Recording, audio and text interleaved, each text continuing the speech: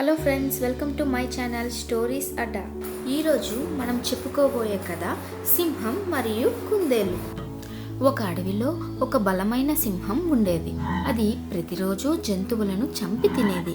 జంతువులంతా భయపడి ఒకరోజు సింహం దగ్గరికి వెళ్ళి ఇలా అన్నారు: రాజా, నువ్వు ప్రతిరోజు చాలా జంతువులను చంపుతున్నావు. ఇలా అయితే మేమంతా త్వరలో అంతరించిపోతాం.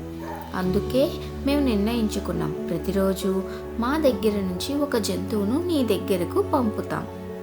నువ్వు మిగతా వారిని వదిలేయాలి. సింహం ఆ ఒప్పందానికి అంగీకరించింది. ప్రతిరోజు ఒక జంతువును పంపేవారు. ఒకరోజు కుందేలు వంతు వచ్చింది. కుందేలు చాలా తెలివైనది. అది ఆలస్యంగా బయలుదేరింది. సాయంత్రం సమయానికి మాత్రమే సింహం దగ్గరకు వెళ్ళింది. సింహం కోపంతో గర్జించింది: ఎందుకు ఆలస్యంగా వచ్చావు?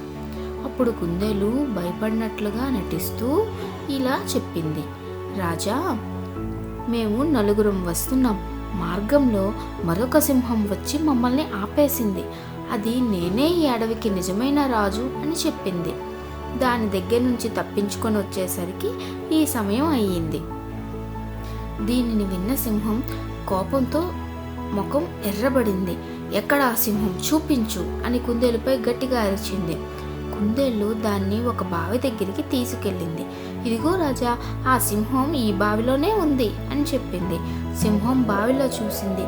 తన ప్రతిబింబం నీటిలో కనిపించింది. దానిని నిజంగానే మరొక సింహం అని భావించింది. అప్పుడు సింహం కోపంతో రగిలిపోతూ ఆ సింహం మీద దాడి చేసేందుకు సింహం బావిలోకి దూకేసింది. కానీ అది బావిలో పడి మునిగిపోయింది.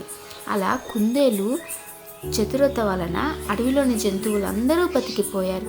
సో దీనిలో నీతి ఏమిటంటే, బలానికంటే బుద్ధి చాలా శ్రేష్టమైనది. ఈ వీడియో మీకు నచ్చితే ప్లీజ్ లైక్ చేయండి, షేర్ చేయండి, సబ్స్క్రైబ్ చేయండి. Thank you.